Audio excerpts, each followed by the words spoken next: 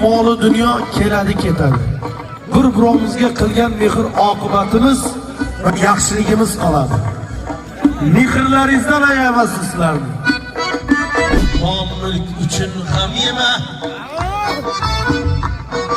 Allohdan o'zgani dema. Boylik uchun ham yema. Haqqin o'zgani dema.